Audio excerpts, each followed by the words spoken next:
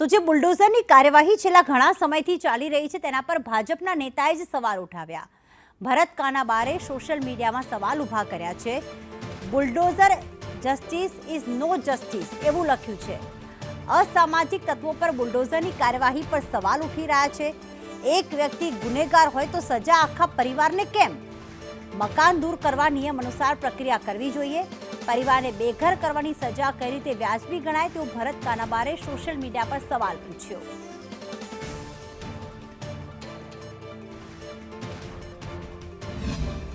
ઘણી બધી જગ્યાએ જે ગુનેગારો છે એમની સામે કાયદેસરનું જે કાર્યવાહી થતી હોય એમને સજા થાય એ માટે પોલીસ તંત્ર ચોક્કસપણે ન્યાયિક કોર્ટમાં કાર્યવાહી કરે એ બધું સમજી શકાય, પણ એમના પરિવારોના ઘર તોડીને એમના પર બુલડોઝર ચલાવીને મને લાગે એમને બેઘર કરવાની જે વાત છે એ કુદરતી ન્યાયના સિદ્ધાંતની વિરુદ્ધ છે।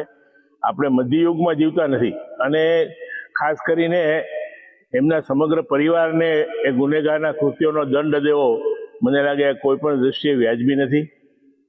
સુપ્રીમ કોર્ટે પણ એના માટે ઘણી બધી ગાઈડલાઈનો હવે લેટ ડાઉન કરી છે અને એ ગાઈડલાઈનોનું તંત્ર બરાબર પાલન કરે। ડૉક્ટર કાનાબાર શ્રીએ એક સનિષ્ઠ આગેવાન છે। ભારતીય જનતા પાર્ટીના એક સનિષ્ઠ આગેવાન તરીકે સાચી વાત હંમેશા બોલતા રહ્યા છે અને એનો મને ગર્વ છે। મેં સાથે પણ જનતા દળમાં કામ કરી ચૂક્યા છે।